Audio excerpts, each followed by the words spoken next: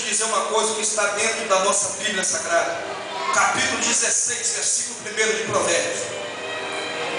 Do coração do homem são os preparativos. Talvez o seu inimigo preparou tua derrota durante esse ano todo, mas o mesmo versículo diz que a palavra final sai da boca do Senhor. Essa palavra final sai da boca do Senhor. Você pode ficar triste por alguns instantes. Você pode passar uma noite todinha triste, chorando, buscando a presença do Senhor.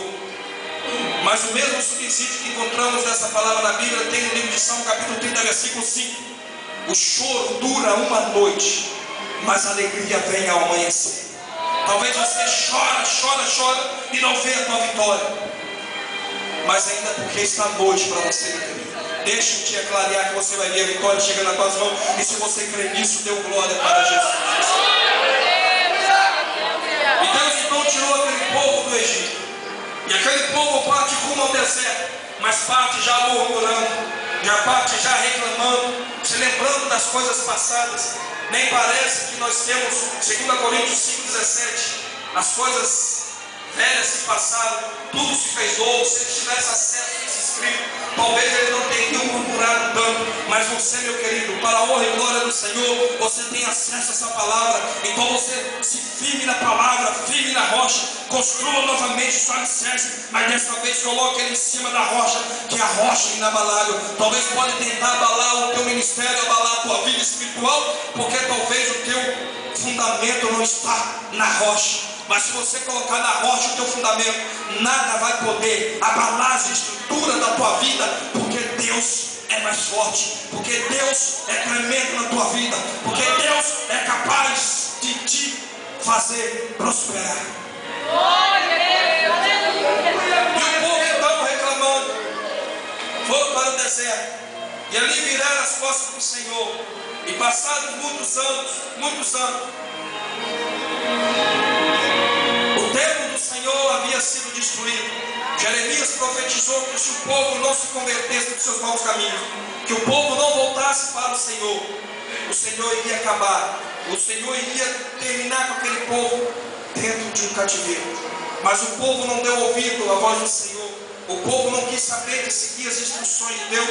Então ali foram levados cativos da Babilônia. Imagina agora que após 70 anos ali, passando ali 70 anos ouvindo falar de Deus, as gerações que cresciam, as gerações que morriam, as gerações que nasciam novos, ouvindo o povo, os seus descendentes falar da bondade do Senhor, ouvindo o povo falar que Deus era grande, que Deus era tremendo. Imagina agora esse povo estando cativo. Após 70 anos ele sai novamente para o teu lar, novamente ele sai para a tua terra. No livro de Esdras nós vemos que o povo de Israel saiu cativo da Babilônia e seguiu rumo a Jerusalém. E lá eles começaram então a edificar com êxito o templo do Senhor. Mas bastou vir as provações, bastou vir as pessoas tentando fazer com que eles desistissem, para que eles desanimassem. Mas nós conhecemos a história que o povo de Samaria chegou para o povo de Israel e queria que o povo de Israel deixasse com que eles ajudassem a reconstruir o templo do Senhor que fora destruído, para assim eles adorarem ao Deus deles assim também. Mas só que ainda temos homens e mulheres de Deus, remanescentes do Senhor, que viraram no mesmo momento e disseram que não era para eles adorarem o Deus deles junto com o nosso, não era para eles ajudar a reconstruir, porque eles não queriam mistureba, eles não queriam misturação dos santos, o Deus deles de barro, juntamente com o nosso Deus, o Deus de braço forte que tirou o povo cativo do Egito e da Babilônia. Imagina agora que aquele povo começa a oprimir o povo de Israel e fazer com que o povo desanimasse novamente de reconstruir o templo do Senhor, desanimasse de fazer a obra do Senhor. Então, com muito êxito, Ageu e Zacarias, o seu contemporâneo, eles entram dentro de Israel, fazendo com que o povo se animasse a reconstruir o templo do Senhor. E o povo começa a animação total, reconstruir,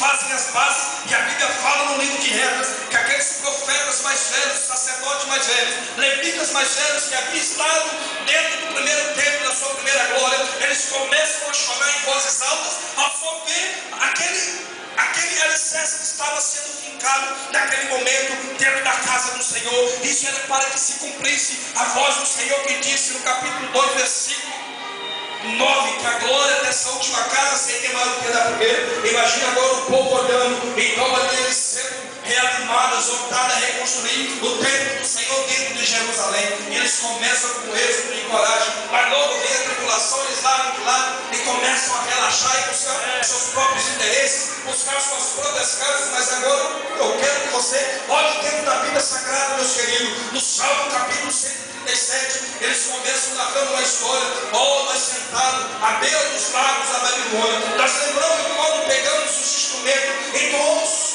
hino ao Senhor lá em Sião. Imagina agora que aqueles que estavam sobre a guarda do povo de Israel via para eles e manda eles cantarem em terra estranha, manda eles se alegrarem, enquanto o período era somente de tristeza e dor. Se eles estavam cativos, como pode cativo adorar o Senhor? Mas segue de exemplo Paulo e Silas, meu querido. Se você está na prova, se você está em algum cativeiro espiritual na tua vida, ame, adore, cante o nome santo do Senhor, que o cativo vai abrir, o cativeiro vai ser despedaçado, as correntes vão cair, os guilhões vão cair por terra, e as muralhas vão cair na tua vida. Mas para a muralha cair, você tem que adorar. Para a muralha cair, você tem que adorar.